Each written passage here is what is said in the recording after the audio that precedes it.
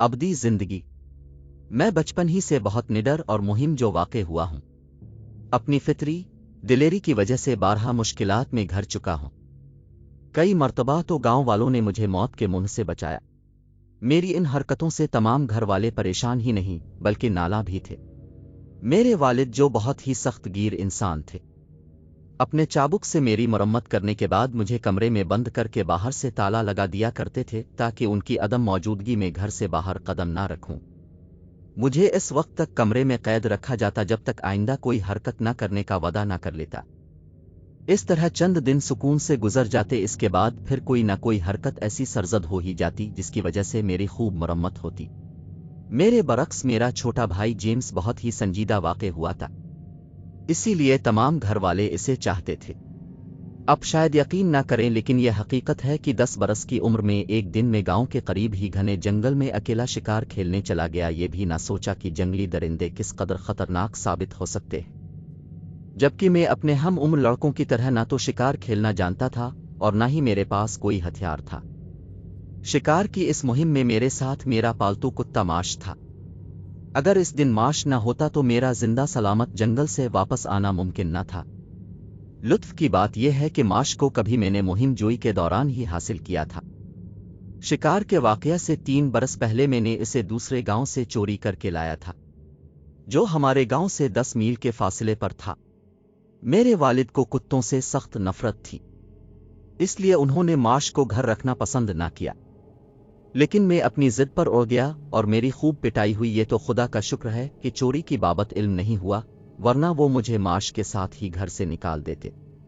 میری ضد کو دیکھتے ہوئے آخر والدہ کو میری سفارش کرنا پڑی، تب کہیں جا کر والد رضامند ہوئے، لیکن اس کے باوجود انہوں نے 6 ماہ تک مجھ سے بات نہ کی۔ ویسے بھی ان کی آنکھوں کا تارا میرا چھوٹا بھائی جیمز تھا۔ اب یہ کتا جوان ہو چکا تھا جسے میں ماش کے نام سے پکارتا ہوں۔ ماش مجھے اس قدر چاہتا کہ ہر وقت سائے کی طرح میرے ساتھ لگا رہتا۔ شکار والے دن بھی ماش میرے ہمراہ تھا، اسی کی بدولت میں اس گھنے اور خطرناک جنگل سے زندہ بچا۔ یہ جنگل مقامی لوگوں میں موت کی وادی کے نام سے مشہور تھا۔ اس میں داخل ہونے کے بعد کیس اجنبی شخص کا صحیح سلامت زندہ واپس آ جانا معجزے سے کم نہ تھا۔ اول تو باہر نکلنے کا راستہ ہی نہ تھا اور دوسرے قدم قدم پر خوفناک درندوں کا خطرہ موجود تھا۔ میں متواتر 3 گھنٹے تک اس خطرناک جنگل میں آگے بڑھتا چلا گیا، حتیٰ کہ تھک کر ایک پتھر کی اوٹ میں سستانے کے لیے بیٹھ گیا۔ مجھے بیٹھے کچھ زیادہ دیر نہیں گزری تھی کہ گولی چلنے کی آواز سنائی دی اور ساتھ ہی بھیڑیے کی دلدوز چیخ بلند ہوئی۔ اس جنگل میں بے شمار بھیڑیے تھے جو گردونوا کے لوگوں کے لیے اکثر پریشانی کا باعث ہوتے۔ میں نے فوراً یہاں سے نکل جانا ہی بہتر سمجھا۔ واپسی میں مجھے جلد ہی اپنے گم کردہ راہ کا احساس ہو گیا۔ اب میرے لیے ہر طرف خطرہ ہی خطرہ اور مصیبت تھی۔ میں اندازے کے مطابق ایک طرف کو ہو لیا۔ اس طرح جب مجھے جنگل بھٹکتے ہوئے کئی گھنٹے گزر گئے تو لمحہ با لمحہ پریشانی بڑھتی چلی گئی۔ دوپہر ڈھلی، درختوں کے سائے بڑھنے لگے، دن بھی ڈھل گیا اور شام کے دھندل کے پھیل گئے۔ ایسے حالات اور پرخطر ماحول میں میری جگہ کوئی دوسرا ہوتا تو وہ بھی لازماً خوف زدہ ہو جاتا۔ دھیرے دھیرے رات کی تاریکی پھیلنے لگی جس سے جنگل کا ماحول اور بھی دہشت ناک اور پر اسرار ہو گیا۔ جنگلی درندے بہت ہی ڈرونی آوازیں نکالنے لگے اور درختوں پر بیٹھے ہوئے پرندے بھی مجھے اور ماش کو دیکھ کر شور مچانے لگے۔ اس پر مستضاد بدروحوں اور بھوت پریت کے خوف نے تو میرے دل و دماغ کی تمام قوتیں سلب کر لیں۔ میں نے بدروحوں کی متعلق بہت سی کہانیاں سن رکھی تھیں، جن کا مسکن جنگل اکھنڈر ہوا کرتے ہیں اور وہ رات کی تاریکیوں میں اپنے لیے شکار تلاش کرتی پھرتی ہیں۔ ایسے الٹے سیدھے خیالات نے مجھے اس قدر خوف زدہ کر دیا کہ چلتے ہوئے جب میرے پاؤں تلے کوئی سوکھی ہوئی شاخ ٹہنی چٹک کر ٹوٹتی تو اس کی آواز ہی میرے رونگٹے کھڑے کر دیتی اور دل اس قدر زور سے دھڑکنے لگتا گویا پسلیوں کو توڑ کر باہر آنا چاہتا ہے۔ یہ صورتحال میرے لیے ناقابل برداشت تھی، جس کی وجہ سے ایک بار تو میں رو پڑا۔ میرے رخسار آنسوؤں سے بھیگ گئے۔ میں نے گوڑ گڑا کر خدا سے دعا مانگی اور توبہ کی کہ آئندہ کبھی اپنے ماں باپ کو ناراض نہیں کروں گا۔ ایک تو تھکن اور خوف سے میری حالت خراب ہو رہی تھی، پھر بھوک کی شدت سے نڈھال ہو چکا تھا۔ صبح سے کچھ کھایا نہیں تھا، शिकार पर चलते वक्त से दूसरी हमाकत जो मुझसे हुई वो ये थी कि मैं अपने साथ खाने पीने की कोई चीज़ लेकर ना आया था कि शिकार का ताज़ा गोश्त भून कर खाऊंगा। नतीजा जाहिर है, ना जाए रफ्तन ना पाए मानदन। इस तरह बहुत देर जंगल की पुरस्रार तारीकी में भटकता फिरा। कभी एक समत चल पड़ता तो कभी दूसरी समत। मेरी हालत इस चूहे की से थी जिसे बलि के साथ एक ही पिंजरे में बंद कर दिया जाता है और चूहा बलि से बचने के लिए उधर उधर भागता है, लेकिन पिंजरे की आहनी सलाखें इसे हर तरफ रोक देती हैं और आखिर थकन और खौफ से निढाल होकर बलि के सामने गिर पड़ता है। कहते हैं जब इंसान हर तरफ से मायूस हो जाता है और मसाइब से नजात की कोई सूरत नजर नहीं आती तो ऐसे मुश्किल और कठिन वक्त में खुदा बंदों की इमदाद के लिए कोई राह निकाल देता है। बंदे की मुश्किल खुद ही खत्म हो जाती है और मसाइब की बादल छुट जाते हैं। मेरे साथ भी इस रात बिल्कुल ऐसा ही हुआ। चांद निकला और उसकी रुपहली किरणों ने तारीकी का पर्दा चाक कर दिया। मैंने चारों तरफ नजर दौड़ाई तो चंद गज के फासले पर एक गार दिखाई दिया। मैंने सोचा कि रात इस गार में गुजार कर सुबह फिर रास्ता तलाश करूंगा। मैं गार में दाखिल हो गया। माश जो अब तक खामोशी से मेरे साथ चला आ रहा था, गार के मुंह पर ही रुक कर भौंकने लगा। मैंने इसे खामोश करने की बहुत कोशिश की मगर वो ना तो अंदर ही दाखिल हुआ और ना ही खामोश। माश की गुर्राहट से मुझे भी खतरे का एहसास सताने लगा। गार में नजर जो दौड़ाई तो जल्द ही खतरा भी दिखाई दिया जिससे माश खौफजदा हो रहा था। भेड़िए का बच्चा, वो भी मेरी ही तरह तन्हा, भूखा और सर्दी से ठिठुर रहा था। उसे देखकर पहले तो मैं घबराया कि किसी भी वक्त उसकी माँ गार में आ सकती है, लेकिन मेरे खौफ को मेरी ख्वाहिश ने कुचल दिया। बचने और हमाकत में ज्यादा फर्क नहीं हुआ करता। जिन हालात का मैं जिक्र किया है, अगर कोई बड़ा आदमी होता तो फौरन ही गार से निकल भागता, लेकिन मेरी ख्वाहिश भेड़िए के बच्चे को अपने साथ ले जाने की थी। मैं बगैर सोचे समझे इसे उठाया और भाग खड़ा हुआ। माश बदस्तूर गरा कर मुझे नादीदा खतरे का एहसास दिला रहा था, लेकिन मेरे कदम तेजी से आगे बढ़ते गए। थकन अब नाम को ना थी और ना ही भूख की शिद्दत से पेट में बिल पड़ रहे थे। मुझे हर बढ़ते हुए कदम के साथ नई कुव्वत का एहसास हो रहा था। मालूम नहीं मैं कितनी देर तक भेड़िए का बच्चा उठाए भागता चला गया, कितना फासिला तय किया और कितने निशेबो फराज से गुजरा। अचानक दरख्तों का सिलसिला खत्म हो गया। सामने मेरे गांव की वीरान और सुनसान गलियां थीं। मैं इन वीरान राहों से होता हुआ अपने घर के सामने जा पहुंचा। जनवरी का महीना था, सर्दी पूरे शबाब पर थी, मगर जब मैं कमरे में दाखिल हुआ तो मेरा जिस्म पसीने में शराबोर था। मुझे पहली मर्तबा अपनी लरजती हुई टांगों का एहसास हुआ। सब घर वाले मेरी वजह से परेशान थे और अब तक जाग रहे थे। दूसरे दिन मुझे मालूम हुआ कि मैं रात को 3:30 बजे घर पहुंचा हूं। मेरे लिए सबसे ताज्जुब खेज बात मेरे सख्त गीर बाप का रवैया था। उन्होंने मुझे एक लफ्ज तक नहीं कहा, बल्कि बड़े प्यार से अपने पास बैठा। उनकी आंखों में आंसू थे। ये आंसू मुझे पालने की खुशी का मजहर थे, मेरी नाजेबा हरकत की वजह से रूहानी और जहनी कर्ब की अलामत। मैं कोई फैसला ना कर सका। बहरहाल ये बात मेरे लिए नाकाबिल बर्दाश्त थी।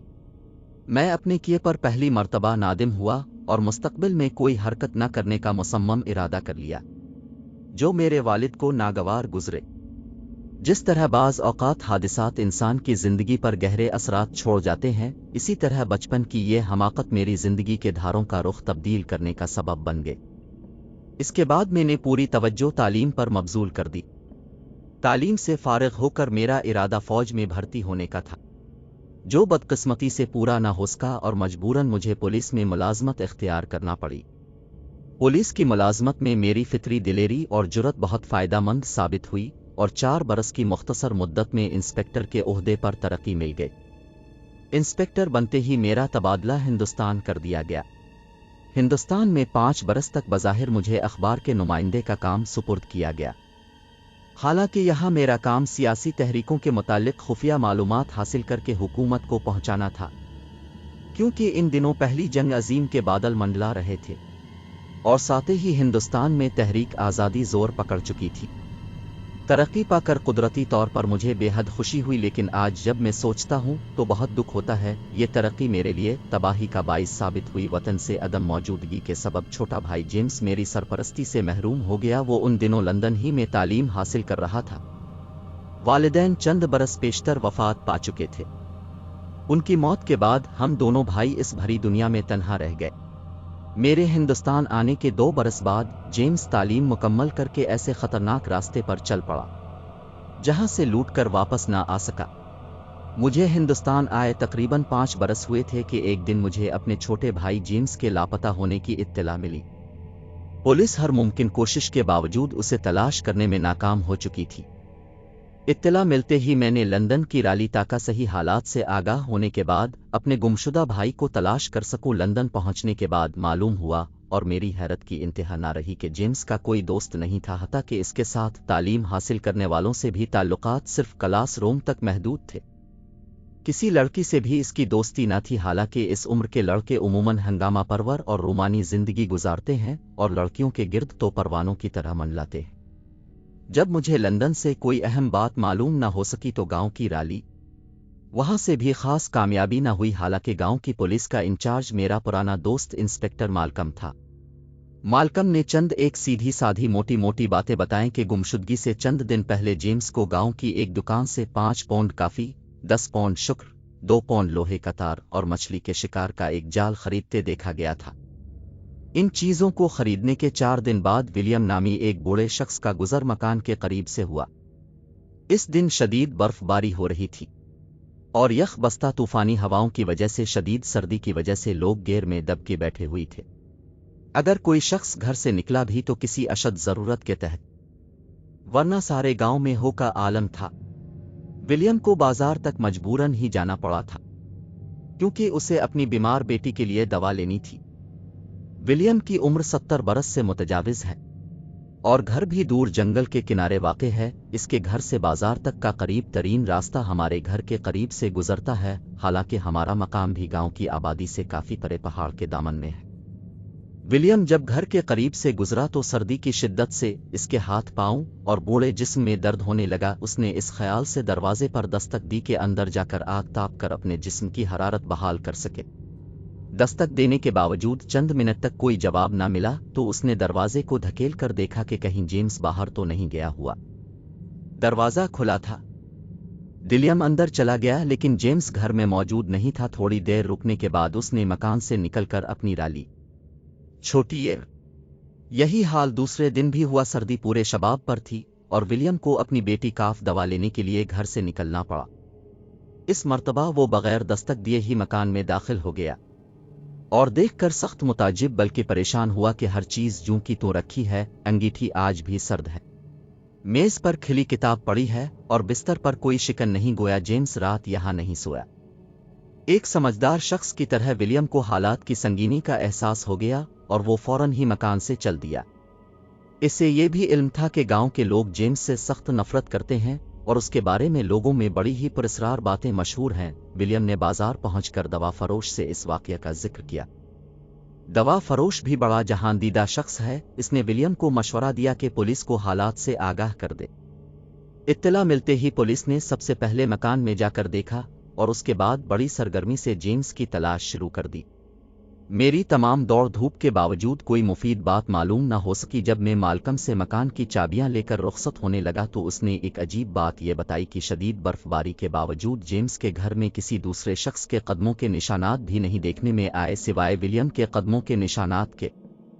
انسپکٹر مالکم کے کہنے کے مطابق مکان سے کافی فاصلے تک 1 انچ زمین کا باغور معائنہ کیا گیا، سب بے سود، حالانکہ متواتر 10 دنوں سے ہلکی ہلکی برف باری سے میلوں تک زمین پر برف کی موٹی تہ جم گئی تھی۔ انسپکٹر مالکم سے رخصت ہو کر میں مکان کی طرف چل دیا۔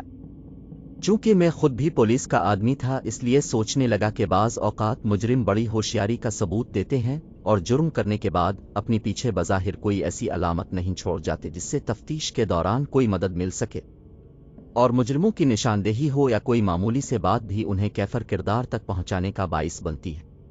مگر میرا تجربہ تھا کہ ایسے مجرم نادانستہ طور پر جلد ابادیر کوئی نہ کوئی ایسی حرکت ضرور کر بیٹھتے ہیں جس سے ان کے جرم کا راز افشا ہو جاتا ہے، ایک ایسی حرکت جس کے طرف کوئی دھیان یہ نہیں دیتا۔ جب میں گھر پہنچا اس وقت دوپہر کے 2 بجے تھے۔ اپنا مختصر سامان اندر رکھنے کے بعد ولیم سے ملنے چلا گیا۔ سوچا ولیم سے خود مل لینا چاہیے، ممکن ہے کوئی کارآمد بات معلوم ہو جائے۔ ولیم کا گھر ہمارے گھر سے کافی فاصلے پر جنگل کے کنارے واقع تھا۔ जिस का जिक्र मैं पहले कर चुका हूं, वहां तक पहुंचते पहुंचते 2 घंटे लग गए। वैसे ये फासला आधे घंटे से ज्यादा का नहीं था, यानी 2 मील को होगा। इस ताखीर की वजह रास्ते में दूसरे लोगों से मील मुलाकात थी, चूंकि मेरी जिंदगी का बेशतर हिस्सा उन लोगों में गुजरा था, इसलिए सभी मुझसे वाकिफ थे। उन्हें मालूम था कि मैं 5 बरस वतन से बाहर गुजार कर आया हूं, लेकिन मैं महसूस किए बगैर न रह सका कि सभी मुझसे रस्मी तौर से मिले। मुलाकात में वो गर्मजोशी न थी जिससे खुशी और खुलूस का इजहार होता। मुमकिन है इस कशीदगी की वजह जेम्स ही हो, और मैं जेम्स का बड़ा भाई था। विलियम से मेरी मुलाकात बड़े खुशगवार माहौल में हुई। इसकी बातों में बुजुर्गाना खुलूस और शफकत थी, लेकिन मैं इसकी बीवी लूसी का रवैया अपने खावंद के बरक्स इंतहाई तल्ख बल्कि काबिल एतराज था। हमारी गुफ्तगू के दौरान लूसी बार बार मुदाखलत करती रहे। इसकी बातों से नफरत का इजहार हो रहा था।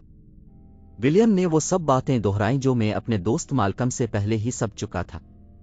अलबत्ता विलियम ने दबे दबे अल्फाज में कहा, जहां तक मुझे इल्म है मिस्टर एबल, आपके भाई जेम्स के पास काले जादू की चंद नादिर किताबें थीं, जिनके मुताले से ये सब नतीजा निकला है। विलियम सोचते हुए बताया, मुमकिन है जेम्स अमलियात के चक्कर में पड़ गया हो, ये मेरा ख्याल है। खुदा करे गलत हो। आपका ख्याल दुरुस्त है। मैंने विलियम बात की तायीद इस ख्याल से की कि इस सुबह मजीद कुछ मालूमात हासिल करने में मदद मिल सके, क्योंकि मुझे यकीन हो चुका था कि गांव के लोग जेम्स के बारे में बहुत कुछ जानते हैं और बताना नहीं चाहते। मिस्टर एबल, विलियम ने मेरी तरफ देखते हुए कहा, आपने भी वो किताब देखी होगी। नहीं, मैंने अब तक नहीं देखी। सीधा आपके पास आ रहा हूं। यसूम साहब आपको इससे महफूज रखे। विलियम ने फिर नसीहत करते हुए कहा, ऐसी किताबें इंसानों की तबाही का मोजिब हुआ करती हैं। अब जब घर जाएं तो उसे उठकर नजर आतिश कर दें। इसके बाद चंद मिनट तक उधर उधर की बातें होती हैं और मैं घर जाने के लिए उठ खड़ा हुआ। विलियम भी मेरे साथ चंद कदम तक खत करने आया। रुखसत करते वक्त बूढ़े विलियम ने सलीब मेरी गर्दन में डाल दी और नसीहत की कि उसे हमेशा अपने गिले में लटकाए रखूं।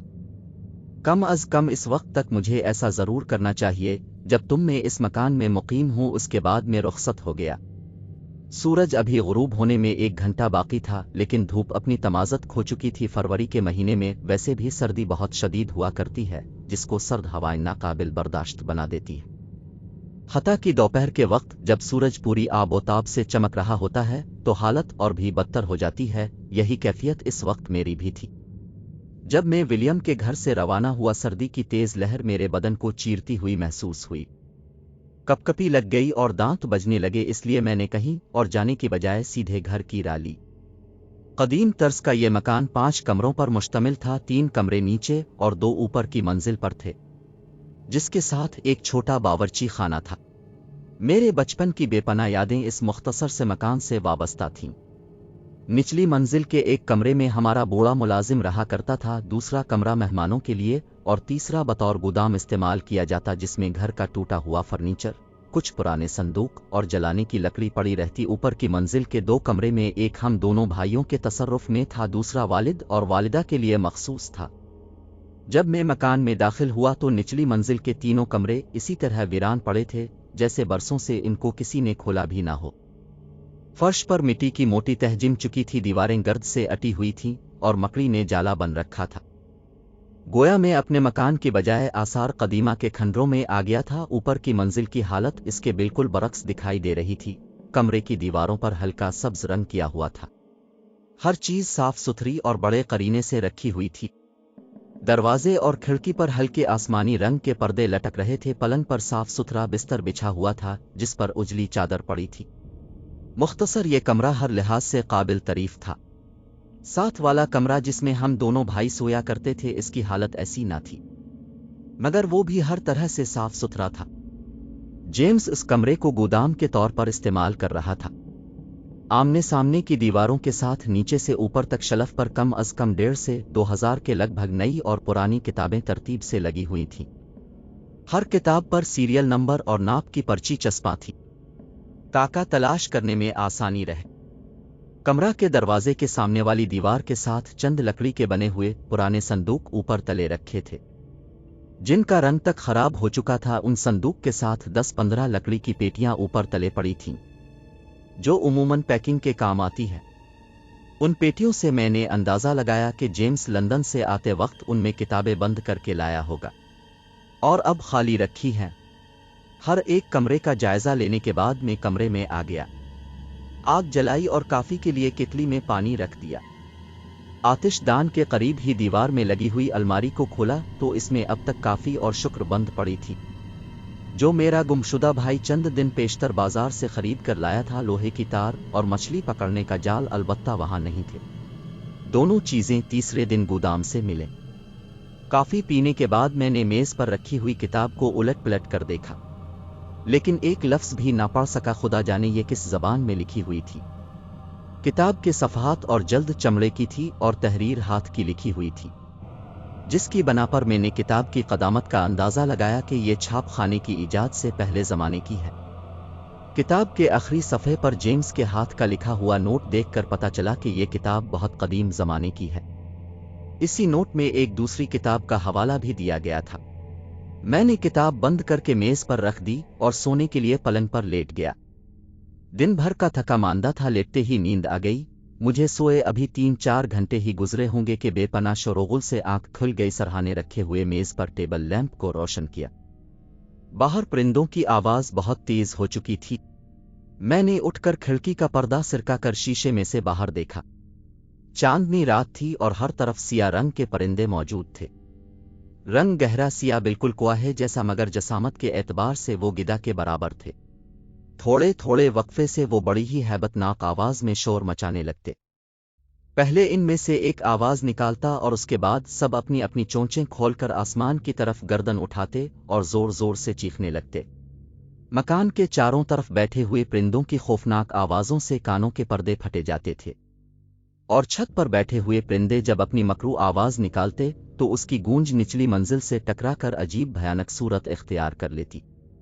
डर था अगर मैं मकान से बाहर निकला तो मुमकिन है ये जालिम गिदा नुमा परिंदे मुझ पर हमला आवर हो जाएं और अपनी लंबी चोंचों से मुझे नोच खाएं। शोर हर लम्हा बढ़ता गया और मेरी परेशानी में इजाफा होता रहा। आखिर मजबूर हैकर मैंने अपने कानों में रोई ठूंस ली और बिस्तर में घुसकर कंबल भी मुंह पर ओढ़ लिया और लेट गया। नींद तो खैर क्या आना थी। कदरे इत्मीनान हो गया। रात भर करवटें बदलता रहा, हत्ता कि शोर बतदरीज कम होता गया और बाहर से परिंदे की उड़ने की आवाजें सुनाई देने लगीं। रफ्ता रफ्ता सब उड़ गए। सुबह हुई और कमरे में धीमी धीमी रोशनी फैल गई। मैंने खुदा का शुक्र अदा किया कि इस आफत से निजात मिली है। रात भर जागने से मेरा सर बोझल हो रहा था। सुकून मिलते ही आंख लग गई और मैं 11 बजे दिन तक बेखबर सोता रहा। नाश्ता किया और लिबास तब्दील करके बाहर निकला ताकि हमसायों से मुलाकात करके मालूमात हासिल करूं। लेकिन आज सबका रवैया कल की निस्बत बहुत ही मुख्तलिफ था। कोई शख्स मुझसे बात करना भी पसंद न करता। हर तरफ से मायूस होकर मैं घर चला आया और मेज पर रखी हुई किताब को उलट पलट कर देखने लगा। फिर मुझे दूसरी किताब का ख्याल आया जिसका हवाला जेम्स ने अपने नोट में दिया था। मैंने गोदाम में जाकर देखा। जल्द ही मतलूबा किताब मिल गई। ये किताब भी काफी पुरानी थी। कागज का रंग बिगड़कर गहरा जर्द हो चुका था और इस कदर भुरभुरा की हाथ लगते ही टूट जाता। ये किताब भी मेरे लिए अजीब थी और उसकी जबान तो मेरे लिए लातीनी साबित हुई। अलबत्ता इसमें 2 कागज मेरे भाई के हाथ से लिखे हुए थे। इन 2 कागजों को लेकर मैं कमरे में आ गया और बैठकर इत्मीनान से पढ़ने लगा। मालूम हुआ कि मेज पर रखी हुई मतबर्रिक किताब 1000 साल पुरानी है और उस वक्त सिर्फ 3 जिल्दें सारी दुनिया में मौजूद हैं। किताब का नाम अबदी जिंदगी का है और उसका मुसन्निफ एक साधु गुजरा है जो पुरस्रार कुव्वतों का मालिक था। साधु अपनी तबई मौत मरने के बाद जिंदा हो गया है और लामहदूद वक्त तक जिंदा रहेगा। इस साधु के 3 नायब इस वक्त दुनिया में मौजूद हैं, जिनके पास इसकी किताब की एक एक जल्द मौजूद है। नीज किताब के सफ़हात और जल्द इंसानी खाल के हैं। इस साधु के पैरोकार सारी दुनिया में फैले हुए हैं और हालात के मुताबिक रूप धार लेते हैं। जेम्स की तहरीर पढ़ने के बाद मुझे इतना शदीद सदमा हुआ कि बयान से बाहर है। मैंने किताब मेज से उठाकर जमीन पर दे मारी और दोनों कागज नजर आतिश कर दिए। मुझे ना तो शैतानी पुरस्रार कुव्वतों पर यकीन था और ना ही बदरूहों पर। गोबाद के वाक़यात ने मेरे नज़रियात को गलत साबित कर दिया। बहरहाल मैंने रात को आकर मकान का घेराव करने वाली बदरूहों से नबर्द आज़मा होने का मुसम्मम इरादा कर लिया। अपने इरादे को अमली जामा पहनाने के लिए बाजार से एक बंदूक और गोलियों के 4 डब्बे खरीदे और अपने रिवॉल्वर में भी गोलियां भरकर जेब में रख लिया और उनके काले परिंदों या बदरूहों का इंतजार करने लगा। सूरज गुरूब हो गया, रात ने तारीकी का लिबादा ओढ़ लिया। मेरी तबीयत बेचैन होने लगी। ज्यों ज्यों वक्त गुजरता गया मेरे इज़्तिराब में इजाफा होता चला गया। मैं कभी मेज के पास पड़ी हुई कुर्सी पर बैठता और कभी कमरे में टहलने लगता। सिगरेट पर सिगरेट फूंक रहा था। कई मर्तबा खिड़की पर लटकते हुए पर्दे को सिरका कर बाहर देखा, वहां कुछ न था। रात के 10 बज गए। चांद ने दूर पहाड़ों की ओट से अपना जर्द चेहरा निकाला। तारीकी खत्म हो गई। गांव के कच्चे मकानों के साए फैले। चांद बुलंद होता गया और मकानों के साए सिमटते चले गए। आधी रात गुजर गई। हर तरफ खामोशी और पुरहौल सुकूत था, जैसे किसी बड़े तूफान का पेश खैमा हो। हालात का गलत अंदाजा लगाकर मैंने लिबास तब्दील किया और सोने की तैयारी करने लगा। पलंग पर दराज होकर डिबिया से आखिरी सिगरेट निकालकर सुलगाया। शाम से अब तक 3 पैकेट से ज्यादा सिगरेट पी चुका था। हालांकि आम हालात में 24 घंटों में 1 पैकेट से ज्यादा सिगरेट नहीं पिया करता, लेकिन गुज़िश्ता रात के भयानक वाक़या ने मेरे दिमागी सुकून को तहस नहस करके रख दिया था। मेरे असाब पर वहशत सी तारी हो चुकी थी, इसलिए घर आते वक्त बाजार से मैं 10 पैकेट लेता आया था। अभी तक मैंने पलंग पर लेटे लेटे आधा सिगरेट ही पिया होगा कि बाहर से वही मकरू चीख बुलंद हुई और उसके बाद बेशुमार परिंदों का शोर सुनाई दिया। मैंने उठकर खिड़की से झांक कर देखा। लातादाद सियाह परिंदे जमीन पर बैठे हुए थे और अभी जंगल की तरफ से उनके झुंड के झुंड आ रहे थे। चंद ही मिनट में मकान का मुहासरा हो चुका था, हता कि छत भी इस वक्त नागहानी आफत से महफूज ना रही। फिर वही पुरहौल शोर और एक खौफनाक आवाजें। कुछ देर तक तो मैं उनके जाने का इंतजार करता रहा। इसके बाद मैंने खिड़की को खोलकर 2-3 फायर किए। एक लम्हा के लिए आवाजें बंद हो गईं। उन्होंने अपनी लंबी लंबी गर्दनें घुमाकर इर्द गिर्द देखा और फिर आसमान की तरफ मुंह उठाए मकरू आवाजें निकालने लगे। उनको पुरसुकून देखकर मुझे बहुत गुस्सा आया और मैंने सबको गोलियों का निशाना बनाने का फैसला कर लिया। मैंने बाहर देखा, एक कौवा जो खिड़की के बिल्कुल सामने बैठा अपनी गोल गोल भानक आंखों से मुझे घूर रहा था। वो जसामत और कदोकामत में अपने तमाम साथियों से बड़ा था। सबसे पहले वही अपनी मकरू चूंच खोलकर भयानक आवाज निकालता और उसकी पैरवी करते हुए दूसरे भी बाद में शोर मचाते। मैंने अंदाजा लगाया कि यही उन सब का लीडर है। अगर उसे मार दिया जाए तो यकीनन बाकी सब डर के मारे उड़ जाएंगे। वो बदस्तूर मुझे घूरे जा रहा था। इसकी लंबी चूंच और गर्दन सबसे लंबी थी, इसलिए इसे निशाना बनाना भी आसान था। मैंने गोली चला दी जो उसकी गर्दन को तोड़ती हुई पार निकल गई। एक दिलदोज इंसानी चीख बुलंद हुई। मेरे रोंगटे खड़े हो गए। काली बलाएं अब तक अपनी जगह मौजूद थीं और अब पहले की निस्बत कहीं ज्यादा बुलंद आवाज में शोर मचा रही थीं। फिर अचानक खामोश हो गई। मैंने बाहर झांक कर देखा, उनका लीडर अब अपनी जगह पर मौजूद नहीं था। इसकी जगह खाली थी। मैंने महसूस किया किसी ने भी आगे बढ़कर खाली जगह को पर नहीं किया। फिर एक दिलदोज चीख सुनाई दी, मगर कहां से? मुझे यूं लगा जैसे मकान के अंदर से आई हो। इस आवाज के बाद बाहर बैठे हुए काले परिंदे फिर शोर मचाना शुरू कर दिया। फिर वही हंगामा बपा हो गया। कान पड़ी आवाज सुनाई ना देती थी। इस मर्तबा उनकी आवाजों में नुमायां तब्दीली रूनुमा हो चुकी थी, जैसे सब मिलकर रो रहे हों, बैन कर रहे हों। मैंने दीवार के साथ कान लगाकर सुना। गोदाम से हल्की हल्की कराहने की आवाज आ रही थी।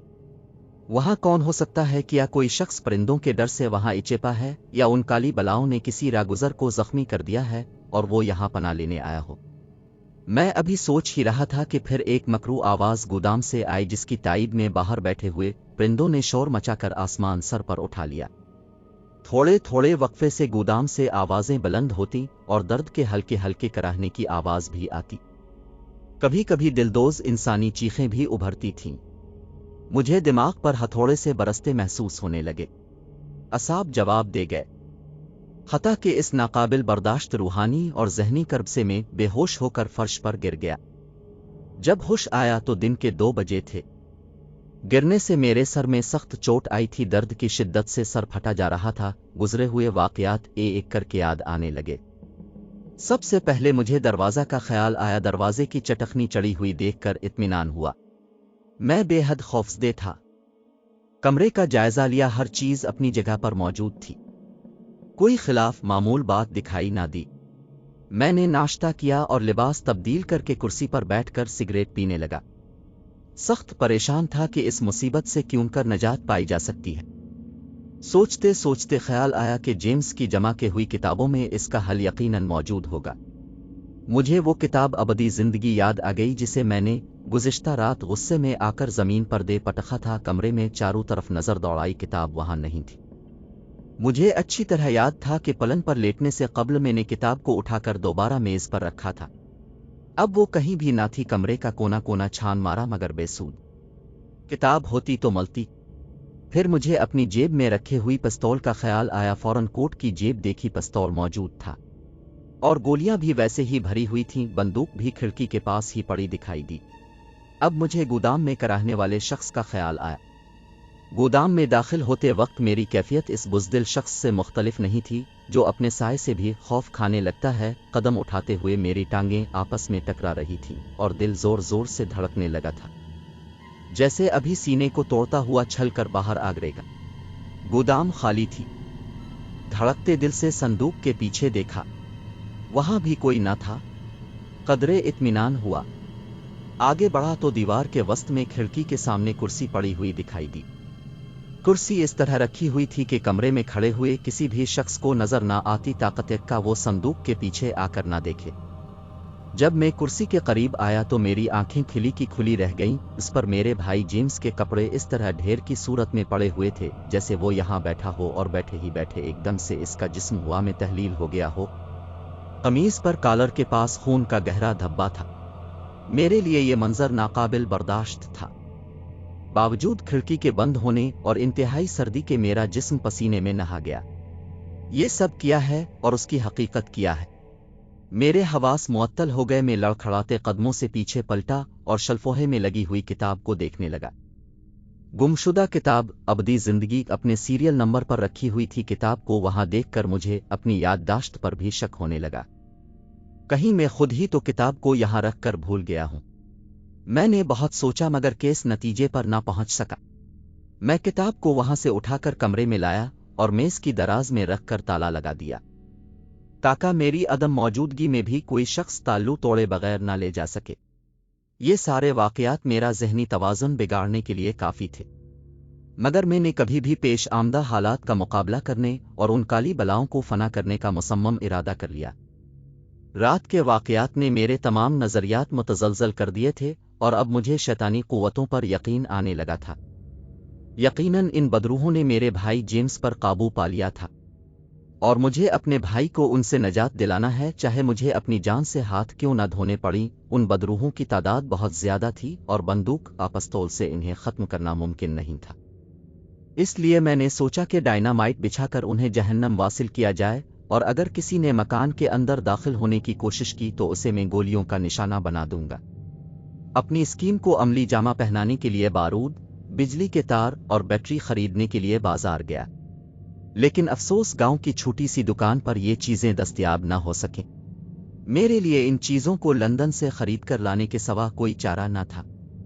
लंदन तो ज्यादा दूर नहीं था, मगर वहां नून गुन्ना तक जाकर मतलूबा अशिया खरीद कर वापस गांव पहुंचने के लिए कम अज कम 4 घंटे दरकार थे। गोया मैं रात के 9 बजे से पहले वापस नहीं आ सकता था।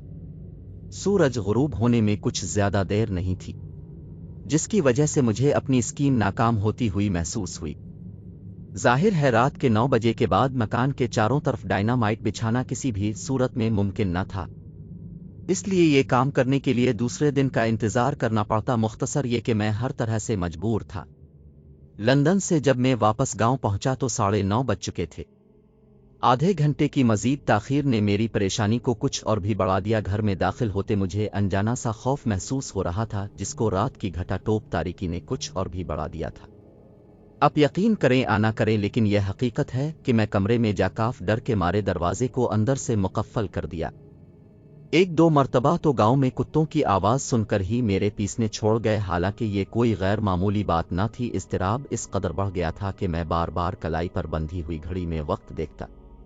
ऐसे महसूस हो रहा था जैसे वक्त की रफ्तार थी गई है। घड़ी की सुइयां बहुत ही आहिस्ता रींग रही हैं, रात तवील तर हो चुकी है। चांद निकला, तारीकी छटने लगी पर हौल खामोशी को उड़ते हुए परिंदों ने तोड़ा। मैंने खिड़की का पर्दा सिरका कर बाहर देखा, हर तरफ काली बलाएं दिखाई दीं।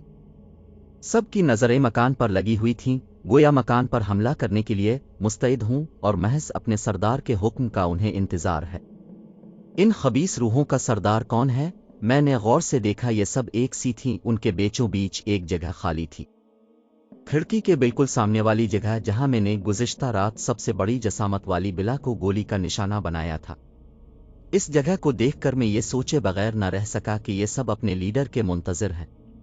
उनकी खामोशी ने मेरे ख्याल की तायीद कर दी।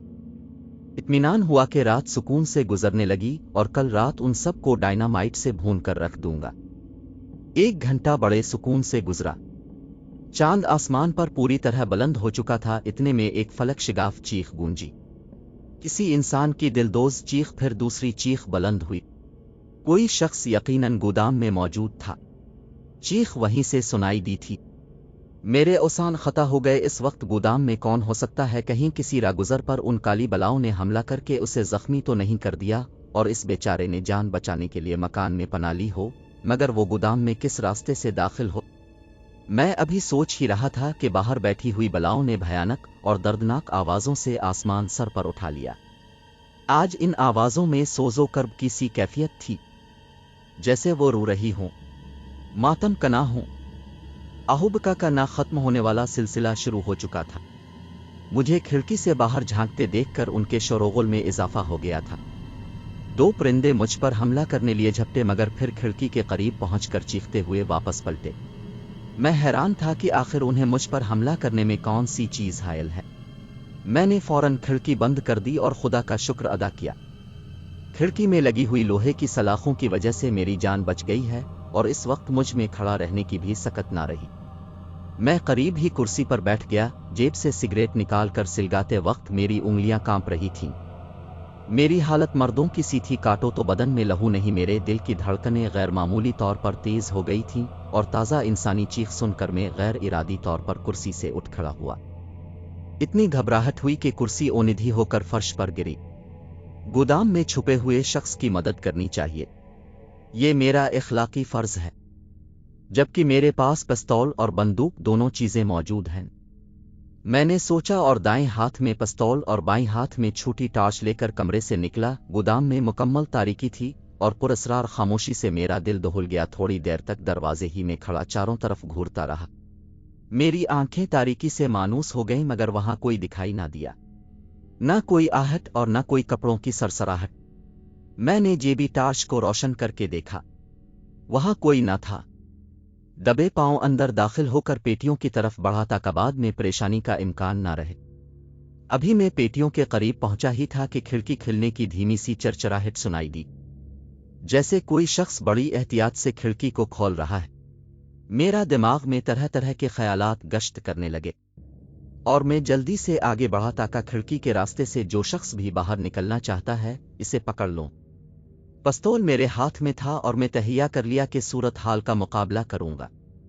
6 की 6 गोलियां चला दूंगा, चाहे कोई मेरे जिंदा रहे। मुझे इससे गरज नहीं, मगर आप यकीन जानिए कि मैं एक गोली भी ना चला सका। गोली किस पर चलाता? मेरे सामने मेरा छोटा भाई जेम्स खड़ा था, मेरा भाई जिसे मैं तलाश करता फिर रहा था। इसकी खातिर मैं अपनी जान की बाजी लगाए इन मनहूस काली बलाओं की हौलनाक आवाजें गुज़िश्ता 2 रातों से सुन रहा था। मैंने इसे पुकारा, जेम्स।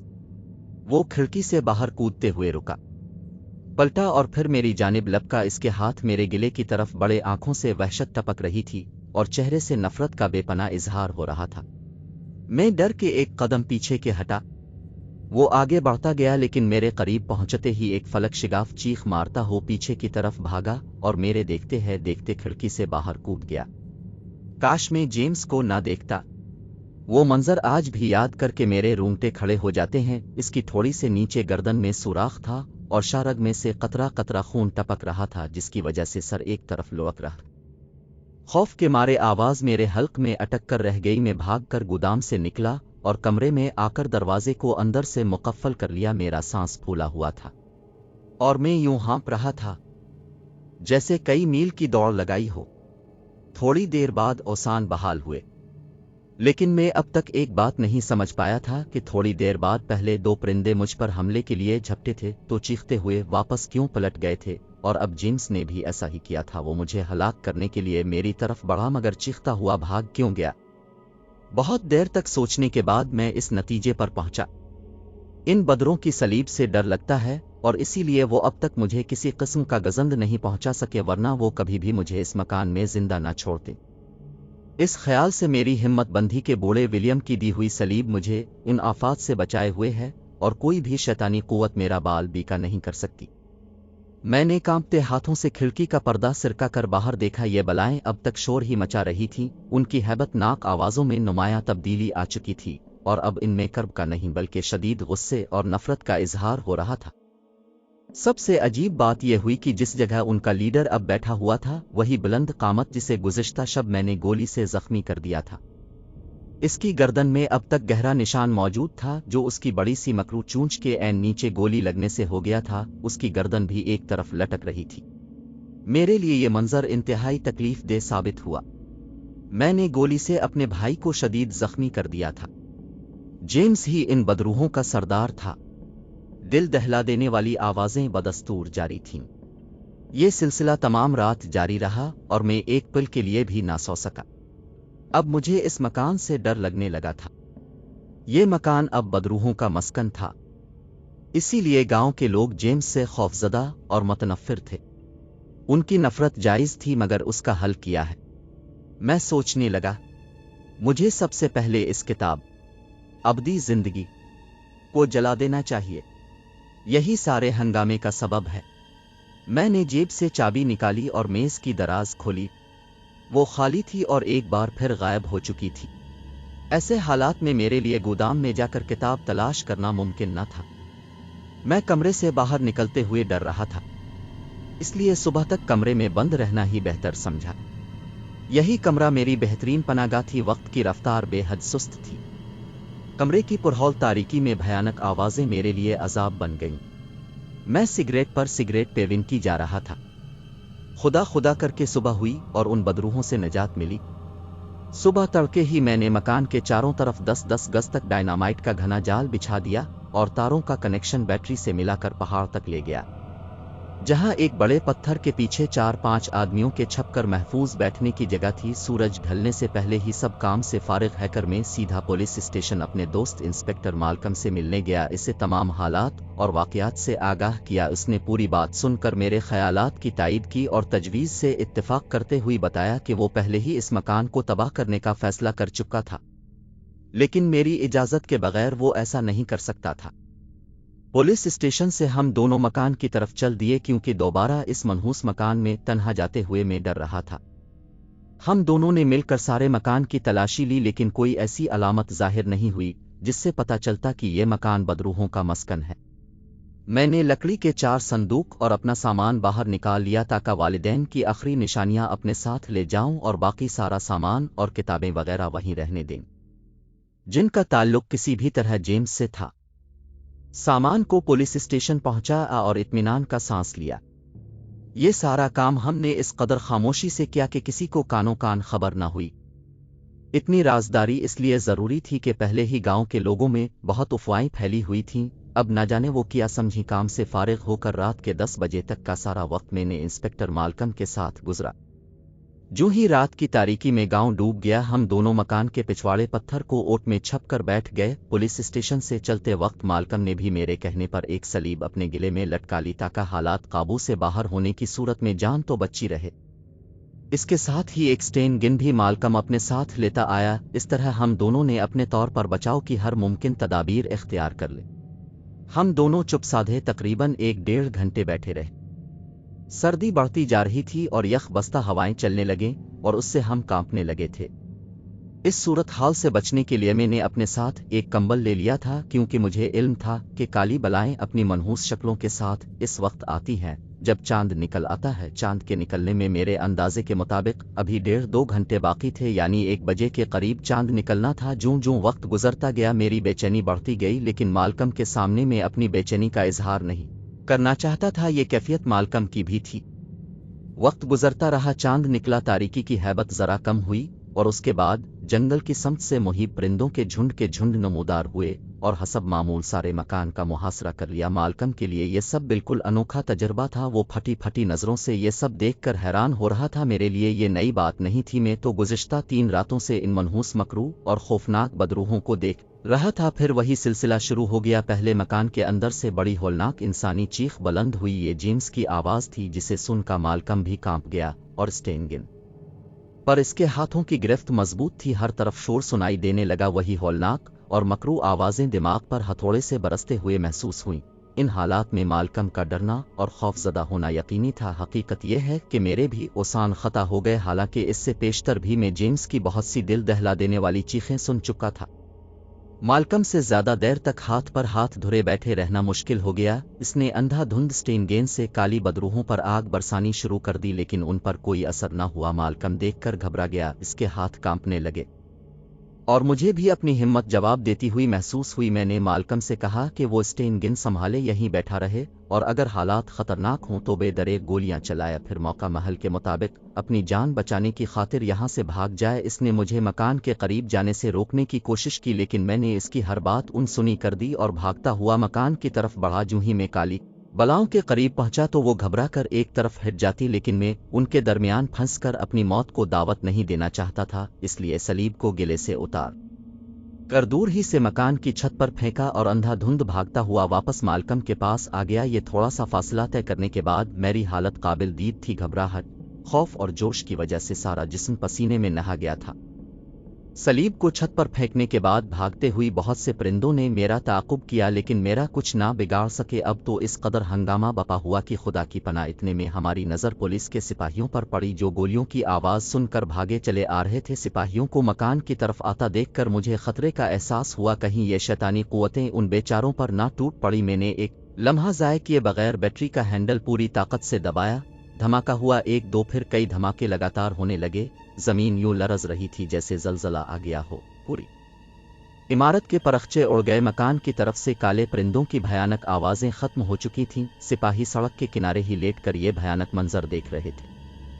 गांव के लोग भी घरों से बाहर निकल आए। किसी की समझ में नहीं आ रहा था कि माजरा क्या है। ये सिलसिला तकरीबन 52 घंटे तक जारी रहा और फिर हर तरफ गंभीर खामोशी तारी हो गई। मैं और मालकम जाए पना से निकलकर सिपाहियों के पास पहुंचे। गांव के लोग हमारी तरफ हैरत से देख रहे थे। इसके बाद हमने मकान के इर्द गिर्द की जमीन का चप्पा चप्पा देख डाला, लेकिन वहां ना तो हमें किसी परिंदे की लाश मिली और ना ही कोई ऐसी अलामत दिखाई दी जिससे उनका वजूद जाहिर होता। दूसरे दिन में लंदन रवाना होने लगा तो गांव के सारे लोग मुझे अलविदा कहने मालकम के घर आए, जहां मैंने एक रात और एक दिन का मीम किया था। सब खुश थे, लेकिन मेरी आंखें आंसू से तर। ये है वो हकीकत जिस पर शायद आपको यकीन न आए। मैं अपनी इस अब बीती के बारे में सिर्फ इतना कर सकता हूँ कि जिस शख्स को मेरी बात पर यकीन नहीं, वो लंदन पुलिस हेडक्वार्टर जाकर इस अंदोहनाक वाक़या के मुताल्लिक मालूम कर सकता है।